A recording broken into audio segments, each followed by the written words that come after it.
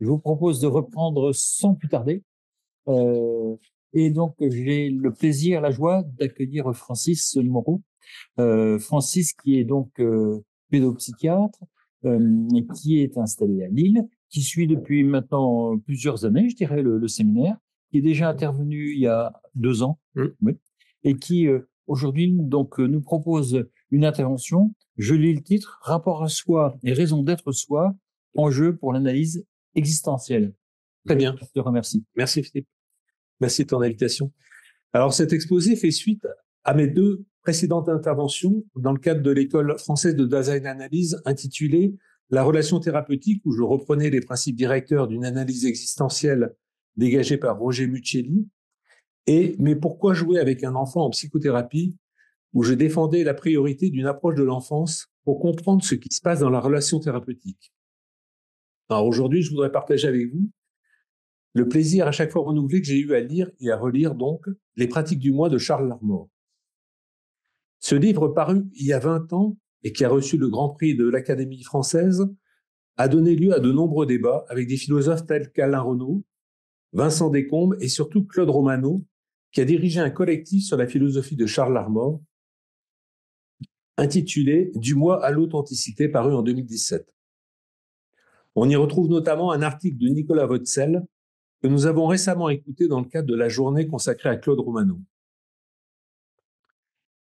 Le livre de Larmor et celui de Romano, qui s'appelle L'identité humaine en dialogue, ont fait l'objet de diverses présentations dans le cadre du séminaire philosophie et psychiatrie de Lille, et j'en profite pour remercier les participants, qui, par leur indéfectible enthousiasme, en ont facilité grandement la lecture, pas toujours très facile.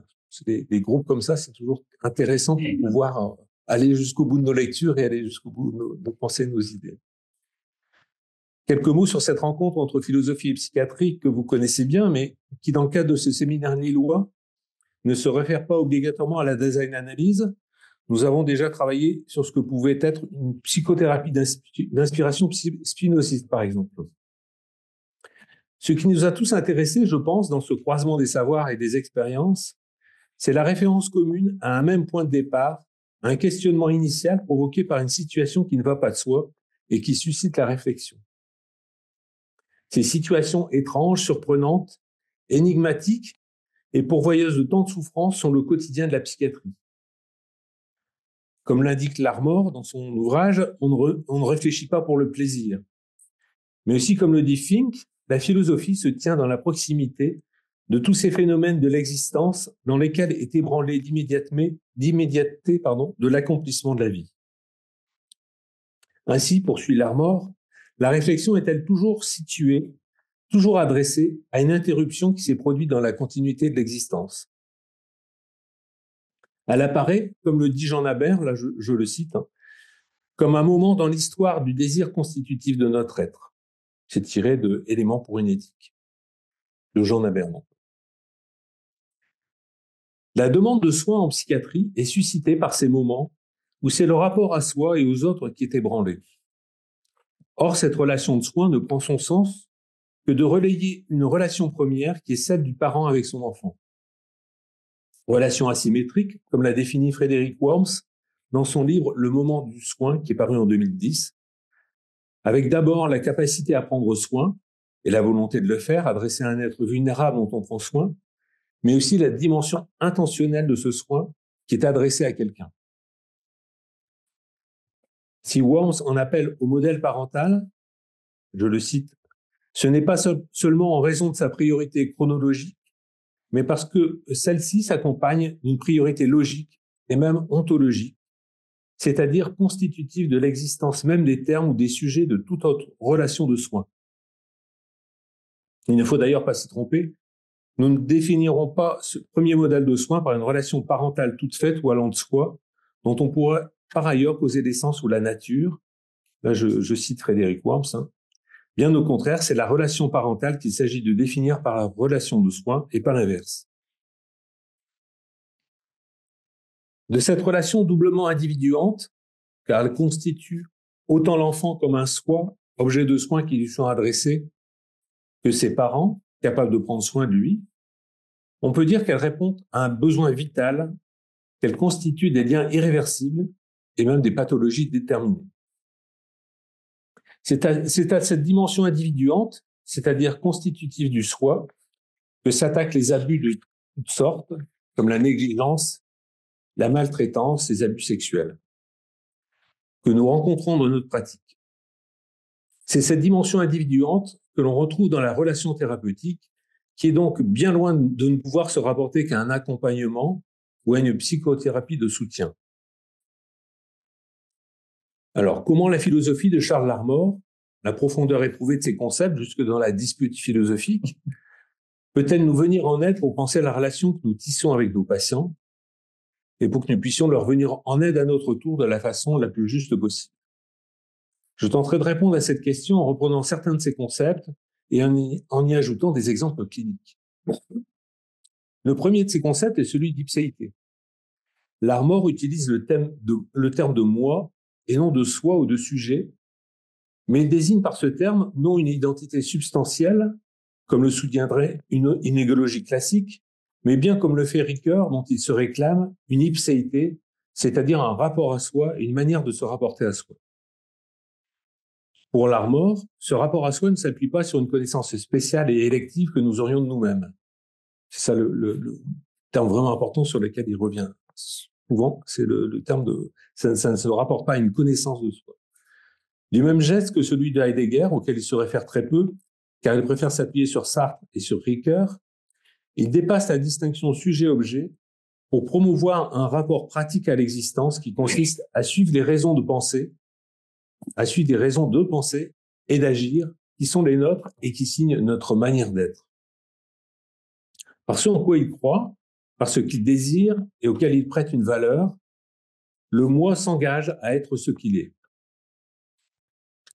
Nous retrouvons avec cette ontologie du moi des traits typiques relatifs à ce que Heidegger désigne avec le concept de Dasein. D'abord, la dimension privilégiée du futur. Le moi n'existe qu'en s'engageant à ce qui n'est pas encore, à ce qui est à être. La coexistence de l'être pour autrui également. Un engagement pratique de cette sorte a forcément partie liée avec les autres, avec lesquels il s'agit d'être soi en soutenant telle ou telle croyance ou tel désir. Troisièmement, le fait de se rapporter à soi-même comme à son être propre, ce qu'on retrouve chez Larmor avec sa défense de l'autorité de la première personne.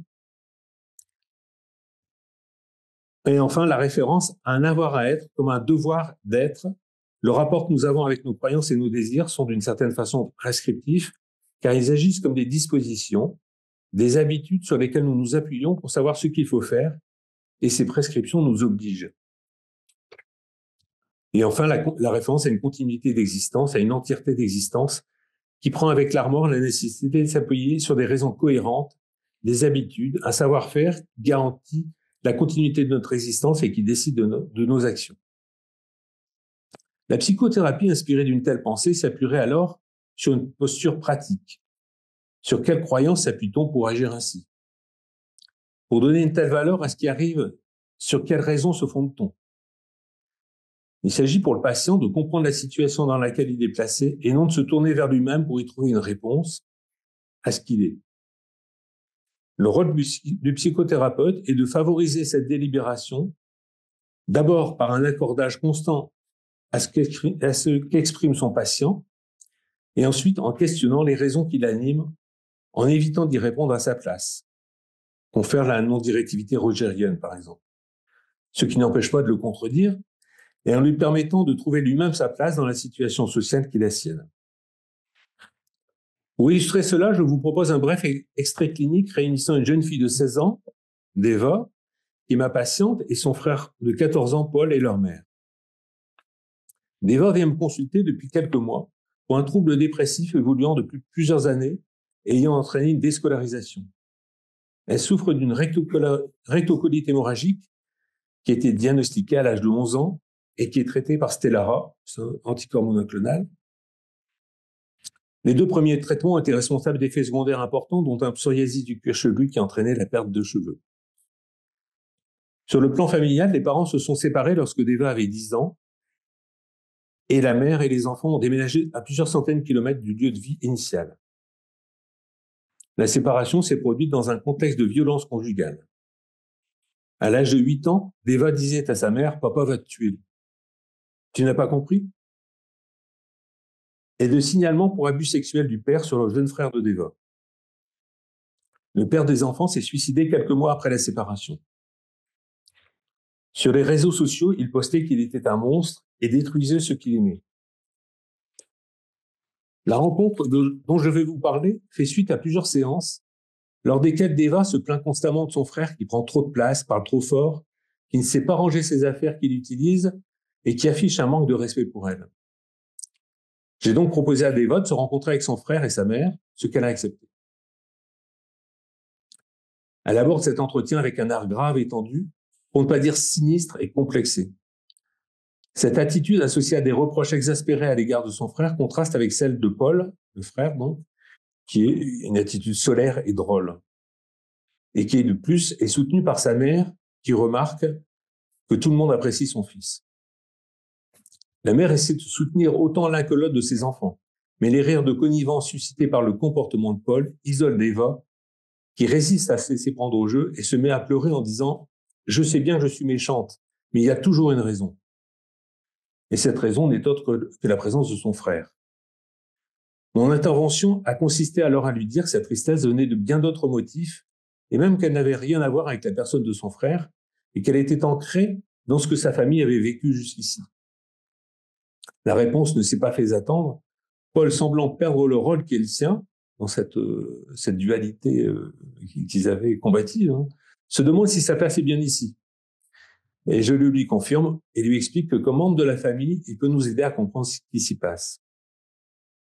Par contre, je légitimerai la demande de Deva de venir seule à l'entretien suivant, contre sa mère qui aurait voulu que la rencontre puisse de nouveau avoir lieu avec elle et son fils, et qui ne tenait pas compte du désir à ce moment-là exprimé de sa fille.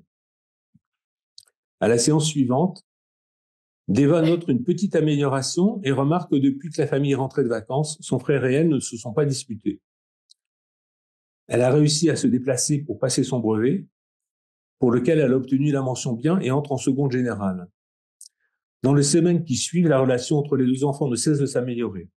La reprise de la scolarité est une victoire pour Deva, dont le visage s'affine et affiche une humeur plus sereine.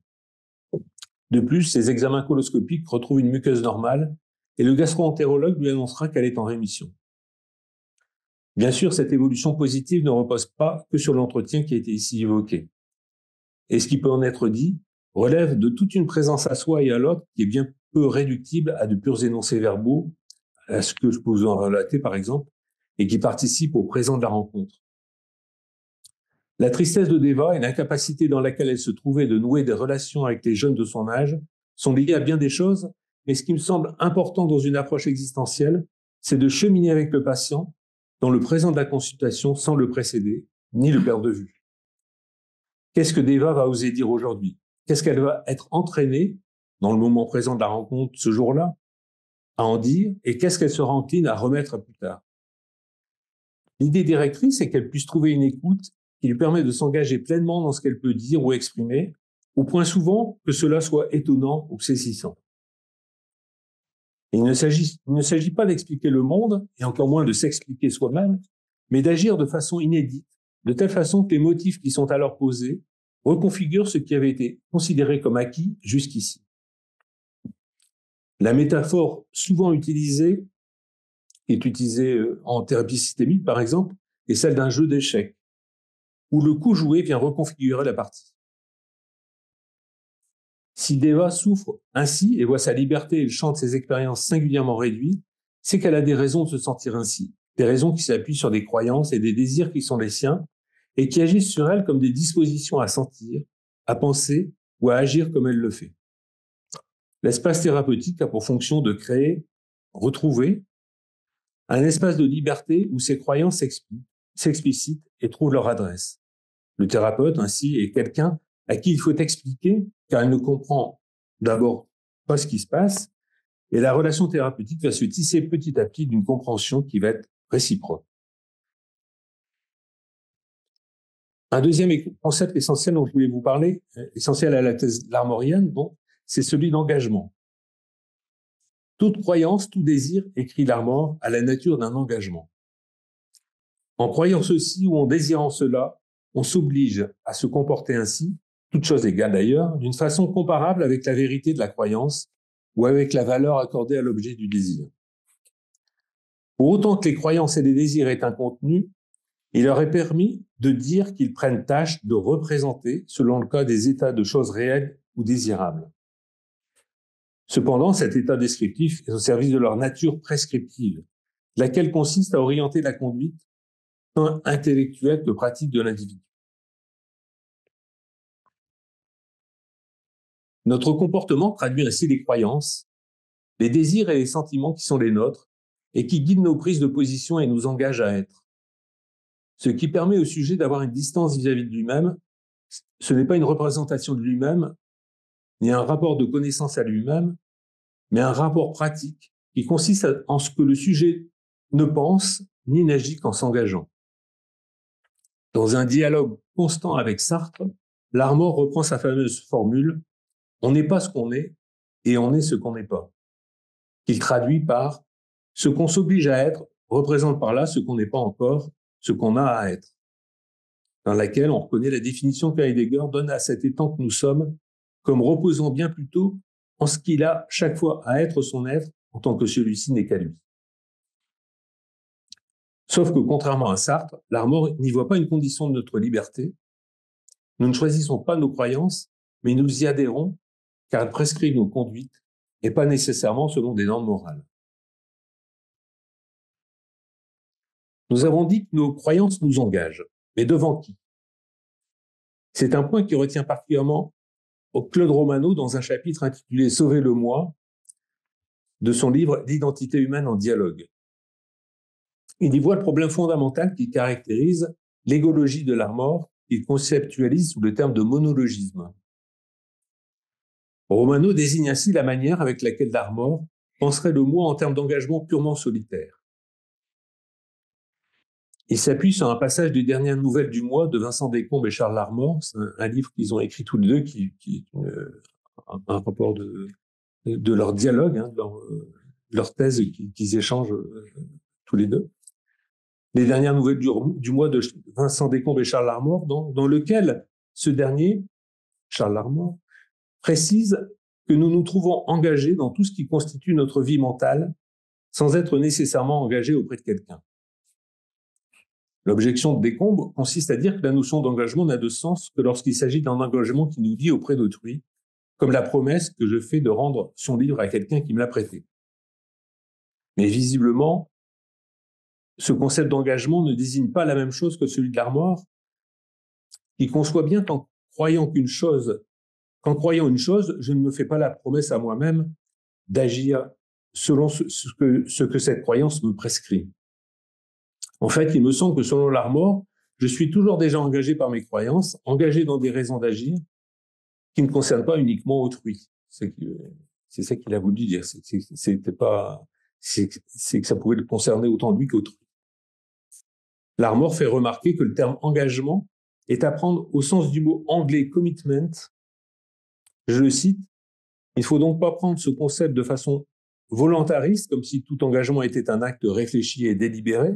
Au contraire, l'engagement que représente toute croyance en tant que tel est de caractère dispositionnel. En croyant que la pluie est imminente, on se trouve disposé à se comporter conformément aux implications de cette croyance. Une croyance n'est pas un événement mental. C'est une habitude, mais une habitude qui consiste, comme l'a dit Peirce, dans une règle d'action. Sa fonction est d'indiquer ce qu'on a raison de faire, ce qu'on devrait faire, étant donné sa vérité présumée. Et tout le reste de ce qu'on croit et désire. Toute croyance est donc une disposition normative qui renferme l'obligation de penser et d'agir selon ce qu'elle implique. En croyant une chose, on s'oblige à se comporter en conséquence, ce qui revient à dire qu'on s'y engage. On peut certainement s'imposer une obligation rationnelle sans se lier auprès d'autrui, car la notion d'obligation s'étend bien au-delà du domaine moral. Elle englobe tout ce dont nous pouvons dire qu'on devait le faire. Or, le concept d'engagement tel que je l'utilise s'étend aussi loin que celui d'obligation. On s'engage dans la mesure où l'on s'oblige. Ainsi, nous nous trouvons engagé dans tout ce qui fait partie de notre vie mentale, et ce, sans être nécessairement engagé auprès de quelqu'un. J'ai cité Charles Armour dans les dernières nouvelles du Voilà. Romano poursuit sa critique par l'examen de la notion d'aveu, avowal en anglais, qu'il retrouve sous la plume de Larmor pour désigner ce dont j'atteste dans mes engagements. Mais précisons d'abord que ce que sous-tend cette notion d'aveu. En les déclarant, je soutiens mes croyances ou mes désirs, ce que personne d'autre que moi ne peut faire à ma place. C'est ça que Larmor désigne par le terme d'aveu.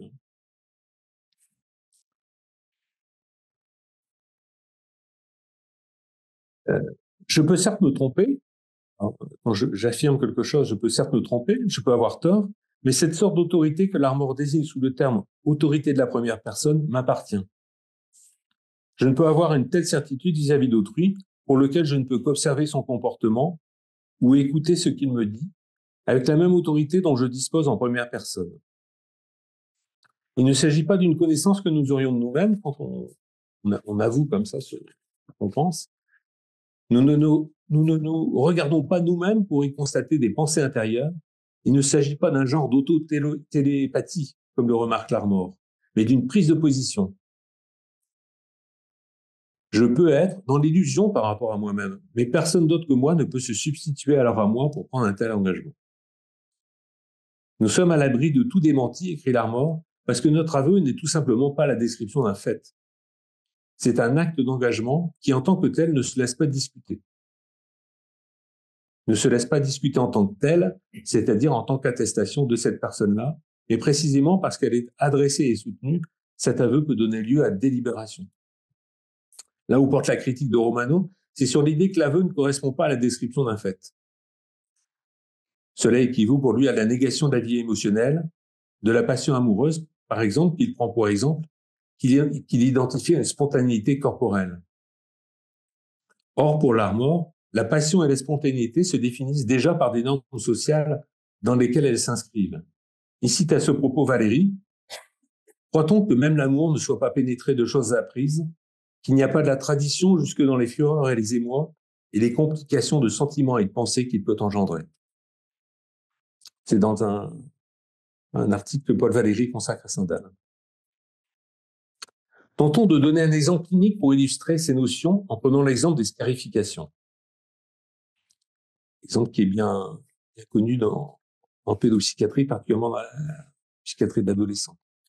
Si nous décidons donc, par exemple, de ne plus nous scarifier, ce qui peut être la décision que peut prendre un adolescent, il ne s'agit pas d'une décision qui atteste de la connaissance que l'on a de soi, mais de la croyance que nous pouvons le faire. Cette pratique, qui s'est médiatisée particulièrement depuis les années 90 grâce aux réseaux sociaux, n'est pas une pratique isolée, mais représente un signe d'appartenance à une communauté. En tant que conduite identitaire, elle permet de ne plus se sentir seul, avec sa souffrance qui est ainsi reconnue, à l'instar de la reconnaissance que peut apporter un diagnostic. Tout en légitimant cette pratique, les réseaux sociaux y associent des réponses, comme l'application I'm Sober, par exemple, qui permet aux jeunes de tenir un journal dans lequel il peut inscrire les phases d'abstinence, comme les phases de rechute, dans ce qui est alors interprété comme une forme d'addiction. Cette croyance, donc, dans la capacité à pouvoir abandonner cette pratique, témoigne d'un rapport à soi qui n'est pas à distinguer de celui que l'on prend par rapport à un autre auquel on pourrait promettre de ne plus se scarifier désormais. Dans le sens qu'elle témoigne d'un engagement que nous prenons et que nous sommes seuls à pouvoir prendre. Il ne s'agit pas d'une promesse qu'on se fera à soi, non plus, ce qui a évidemment un côté absurde, puisqu'on ne peut faire des promesses qu'à autrui, mais d'une résolution. Une telle décision ne peut se prendre que sur le fond d'une appartenance à la continuité de notre être et à l'ensemble des croyances qui le constituent et lui apportent une cohérence de sens. Avec une telle décision, nous devons faire face aux implications qu'elle comporte et à ce qu'elle va venir bousculer dans l'ensemble des croyances avec lesquelles elle va rentrer en conflit. Par exemple, si elle se heurte à la croyance qu'il s'agit d'un acte qui fait partie d'un schéma de comportement légitimé par son appartenance au diagnostic de personnalité limite, comme c'est le cas, c'est décrit comme ça dans la DSM-5, Le débat ne sera pas le même que s'il se rapporte à un désir de marquer sa différence en l'inscrivant dans sa chair et en soulignant, par exemple, « Je fais ce que je veux avec mon corps puisqu'il m'appartient ». Dans tous les cas, les conceptions qui vont me conduire à prendre position sont de part en part tissées de normes sociales et on ne voit pas comment on pourrait penser un soi qui s'en accepterait. Néanmoins, il y a bien une différence dans le fait de soutenir une telle décision seule ou dans le cadre d'une thérapie. Celle-ci réside dans le fait que la rencontre thérapeutique restitue dans son authenticité le rapport que l'on entretient avec soi à partir des enjeux dans lesquels nous sommes empêtrés avec les autres. Nous pouvons mentir à autrui, lui faire des fausses promesses, comme nous pouvons lui manquer de confiance, comme nous le faisons à notre propre égard. Mais nous pouvons aussi lui témoigner de la reconnaissance, être sincères avec lui et avec nous-mêmes, et discuter avec sincérité de nos croyances et de nos désirs dans un sens qui nous permette de retrouver une cohérence à nos actions. C'est l'espace de jeu thérapeutique, avec ses règles de temps et de lieu, qui permet de faire jour à la cohérence de nos engagements. Dans un excellent livre qui fait le point sur la question, Vincent Tribout décrit le processus d'automutilation en 6 étapes, dont je vous donne les 3 premières avant le passage à l'acte proprement dit. Je le cite. On peut constater un élément déclencheur. Tout débute par une situation dérangeante. Une phrase dite par un ami ne trouve pas d'interprétation claire. Une dispute éclate avec les parents. Une mauvaise note provoque une déception. Ces situations ne sont pas inhabituelles, mais elles comportent une forte dimension d'incertitude, d'incompréhension. L'événement déclencheur s'avère de plus en plus banal au fil des automutilations pour finir par disparaître. Deuxième moment, l'autonomisation de la pensée. L'événement déclencheur a initié un malaise qui perdure, s'associe à d'autres idées qui s'autonomisent progressivement de la situation initiale. Elles se décontextualisent et finissent par devenir sans motif, en une sorte de rumination anxieuse. Le corps finit par être affecté et à présenter des signes tels des tremblements, des nausées. Les personnes décrivent un sentiment de vide, une dévalorisation, une haine de soi, une souffrance. Troisième moment, écarter les pratiques perçues comme équivalentes. Dans ces conditions, impossible de se concentrer pour suivre les cours, de faire bonne figure. La décision de la blessure se prend en écartant d'autres possibilités, comme parler à un ami, pleurer, faire du sport, manger, écouter de la musique. L'automutilation est alors perçue comme le comportement le plus efficace pour sortir de cet état. À ce stade, seul un engagement comme un travail où la cicatrice serait trop facilement visible, ou une promesse faite à un proche ou une réticence morale permet d'éviter de prendre la décision. La blessure est alors le moyen de se délivrer de l'autonomisation des pensées et apparaît progressivement comme une évidence.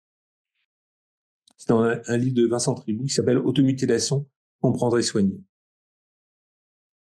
À la lecture de cette description, on retrouve toute une série de raisons qui sont autant de motifs de se scarifier comme de ne pas le faire.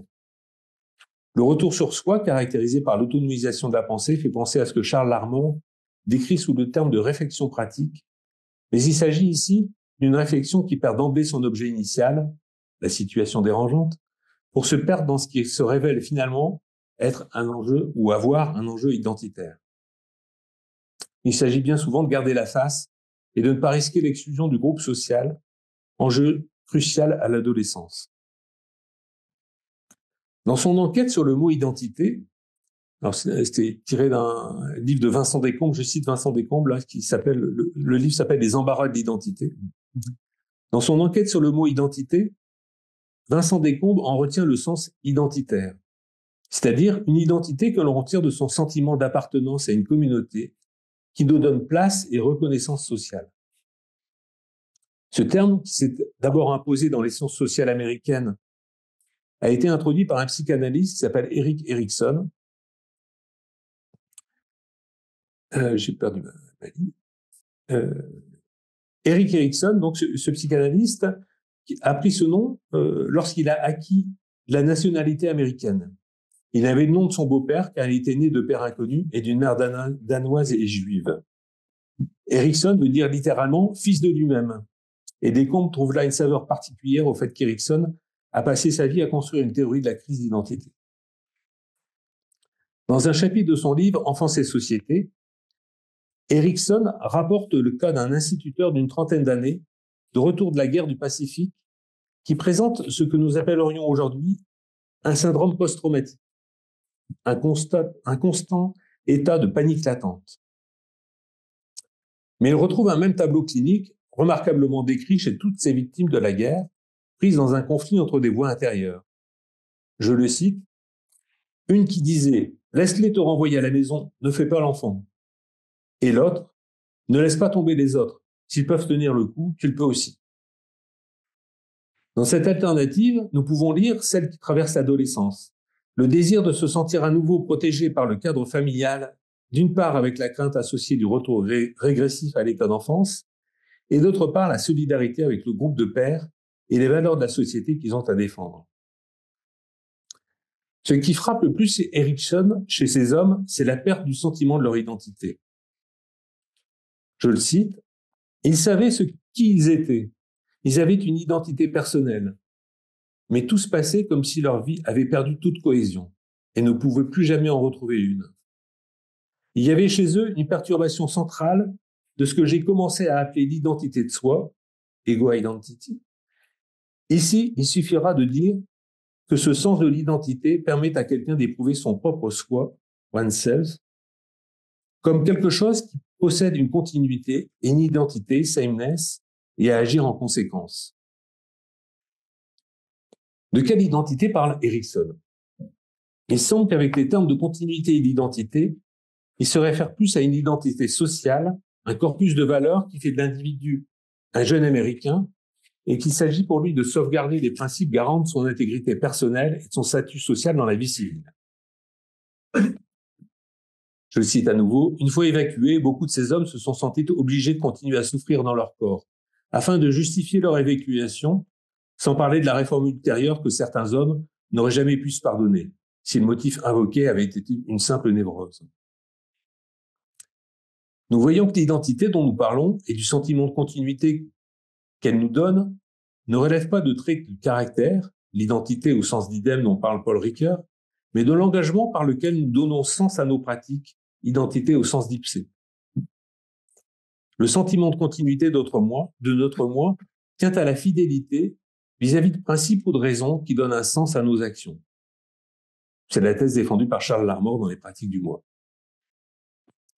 L'identité dont je devrais décider est une identité narrative. Sa continuité tient au fil directeur que je vais donner à mon existence et au sens qu'elle va prendre pour moi lorsque je la raconte à autrui. Mais ne serais-je pas tenté alors d'en donner une version qui me satisfait, une fiction idéale dans laquelle je pourrais me mirer et me perdre? À l'inverse, et en ne m'en tenant qu'à une version désespérante, serais-je pour autant plus fidèle à la réalité? Est-ce que le pathologique ne consiste pas justement à faire perdurer l'invivable sans pouvoir vouloir le dépasser? Mais comme nous l'avons vu avec ce soldat, le soldat américain, il peut y avoir des raisons à cela et des raisons qui m'y obligent. Même si j'en donnais une version satisfaisante, il ne s'agirait pas d'enjoliver le passé ou de fabriquer un mythe personnel à ma mesure, mais de prendre avec elle une décision pratique qui m'engage auprès de mon interlocuteur. Comme le dit Descombes, le choix d'une identité ne doit donc pas porter sur une reconstruction du passé, mais bien sur le futur du sujet qui s'exprime dans cette décision. Charles Larmor reprend cela en l'attribuant à Sartre, qui lui-même le reprend de Heidegger. Le moi n'existe qu'en s'engageant, et ce qui s'engage à être est ce qui n'est pas encore, mais qu'il a à être. Ça, c'est Charles Larmor. Soit avec Heidegger, dans l'introduction à Être étant, l'essence du Dasein repose en ce qu'il est et ce qu'il a à chaque fois à être son être, en tant que celui-ci n'est qu'à lui. Pour revenir à ce moment fondateur de l'existence que représente pour nous la crise d'identité adolescente, on peut la caractériser comme ce moment de l'histoire personnelle où nous nous engageons quant à la valeur à donner à notre existence. Nous avons vu le caractère relativement récent sur le plan historique des pratiques de scarification.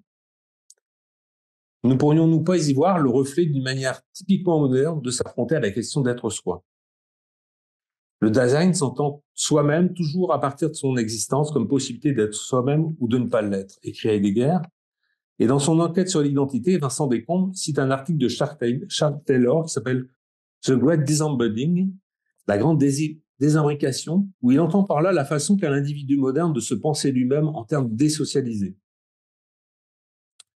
Pour le dire simplement, à la question « Qui es-tu ?», l'homme moderne répond en se définissant en opposition au groupe social auquel il appartient, au rapport de parenté d'où il détient son origine, comme indépendant de toutes ses qualités, qui ne sont dès lors que des traits accidentels à sa vraie substance. Pour Taylor, nous sommes des modernes depuis que chacun trouve normal de se définir lui-même indépendamment de ses liens sociaux. Mais dès lors, avec la redoutable tâche d'être responsable de ce qui fait son identité. Lorsqu'on écoute les adolescents d'aujourd'hui en souffrance, on peut manquer d'être frappé par leur questionnement identitaire. Par exemple, sur la question du genre, qui va naturellement s'opposer aux idéaux normatifs de la cellule familiale. Et également sur le fait de poursuivre ses études, d'acquérir son autonomie, d'avoir une vie respectable, prendre soin de soi. Ça, c'est les idéaux normatifs de la cellule familiale, auxquels vient s'opposer le questionnement identitaire de l'adolescent. Les transgressions typiques de l'adolescence, ces transgressions qui peuvent s'avérer dangereuses et avoir une issue tragique, sont alimentées par ce devoir d'être soi, cette tâche d'être soi-même. Cette crise d'identité, faite de variations idétiques autour de la variable être soi. L'homme qui se conçoit comme un individu normatif, écrit Descombes, est un être plus complexe et peut-être plus fragile que celui qui se représente comme un être défini par ses liens sociaux. Pour qu'il puisse se penser d'abord comme étant lui-même indépendamment des autres et ensuite seulement lié à d'autres par des engagements personnels, il lui faut passer par la pensée que son existence sociale est en principe facultative. Avec ce rapport de l'adolescent en pleine crise identitaire à une existence sociale en principe facultative, nous voyons sans peine l'omniprésence du thème de la mort dans les rêveries plus ou moins récurrentes, plus ou moins obsédantes propres à cet âge. À ma question de savoir si Julia, 12 ans, pouvait imaginer une alternative aux scarifications qu'elle se faisait, elle me répondit « Oui, être moi ». Cette réponse, je ne sais pas si j'ai encore, quel temps j'ai encore ? Allez, 5-10 minutes. D'accord. Cette réponse ressemble à un cri du cœur tant elle est spontanée et pour autant dire authentique. C'est ça, c'est le troisième concept que je voulais aborder avec vous, qui est propre, hein, enfin qui est vraiment très très discuté dans le livre de Charles Larmor. C'est la question de l'authenticité que je voudrais finalement aborder comme l'un des concepts essentiels des pratiques du moi et qui parcourt comme un fil rouge tout l'ouvrage. L'authenticité, dans le dernier exemple que nous avons pris, ne peut être séparée de la question qui la suscite et qui nous amène à penser que l'analyse existentielle est bien un art de la question et non d'interprétation. Elle se rapproche ainsi du questionnement philosophique qui, sous sa forme phénoménologique, est une question posée face au phénomène, à l'apparaître qui se montre par soi-même. Quand je réponds à la question, mais il faut que celle-ci me touche et que je puisse y répondre, je prends une responsabilité. J'affiche mon désir ou mes croyances et cela m'engage éthiquement. De même, lorsque la question m'appelle à être, elle est elle-même éthique, car elle s'adresse à moi en première personne, à ma capacité de répondre, d'être moi, à la différence de toute autre description en troisième personne qui peut ignorer ou nier délibérément cette part expressive de moi-même. Mais avec un tel aveu, ai-je pris une position authentique ? Ne répond-il pas à une attente sociale normative, cet aveu ? La question est peut-être mal posée, car on ne voit pas comment on pourrait vivre en dehors d'un contexte normatif, qui donne forme à nos désirs et à nos croyances, ou même à l'authenticité elle-même.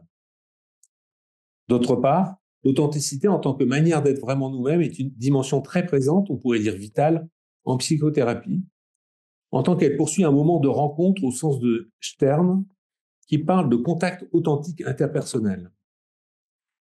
Daniel Stern, c'est un psychiatre américain qui s'est beaucoup intéressé à la petite enfance, à la périnatalité. Hein. Et là, je tire ces réflexions-là d'un dernier article qu'il a fait dans un ouvrage qui s'appelle « Psychothérapie et neurosciences, une nouvelle alliance ». Et un article d'où est tiré ce que je vais vous expliquer ensuite, s'appelle « Le quelque chose de plus de l'interprétation ».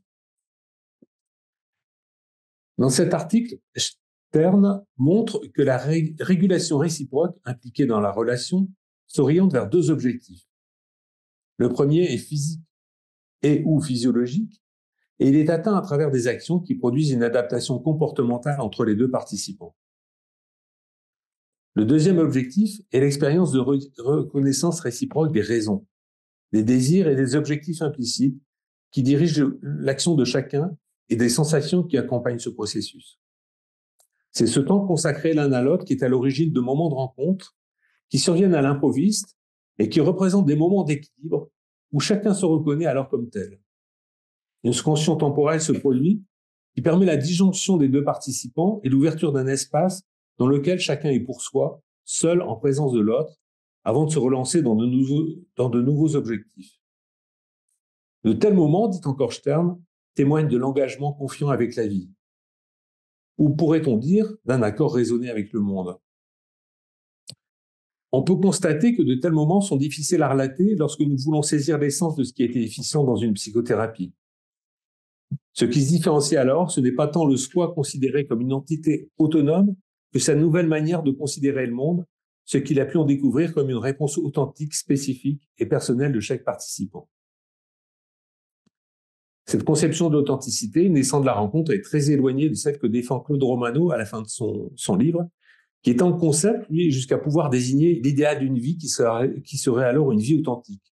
D'un côté, la conception de Romano est de dire l'authenticité, c'est vraiment pas tout, ce sont des moments, et tandis que Claude Romano, il reprend plutôt ça comme une essence de l'authenticité en disant, bon, il y a des gens qui peuvent prendre une vie authentique, prendre des décisions qui leur ressemblent ou pas, et qui seraient authentiques autant que ça leur ressemble ou pas.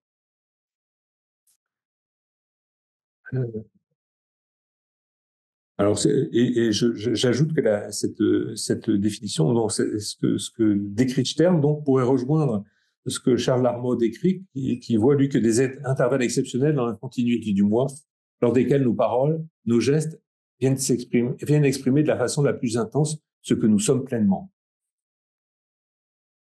Est-ce que j'entends le temps?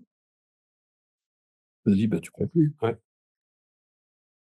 Alors, pour Charles Larmor, l'authenticité, donc, elle concerne ce que je viens d'expliquer là, en disant ce sont des moments où on est pleinement soi-même, et je pense que c'est ce que j'explique par la suite. Je vous passerai l'exemple que j'avais mis.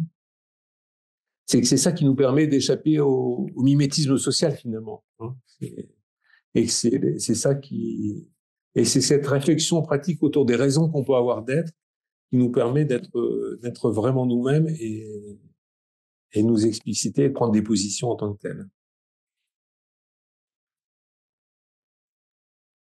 Bon, je passe la fin qui est expliquée. Enfin, c'est le dernier chapitre de Romano. Je ne sais pas si quelques-uns d'entre vous l'ont lu, sur l'ipséité et authenticité à la fin de son livre. Ça prend vraiment des directions très différentes de celles de Claude Romano et je trouve, moi, très contestable. Et donc, ça mériterait d'être discuté, mais on n'a pas le temps, peut-être aujourd'hui. Peut-être dans la discussion. Voilà. Merci.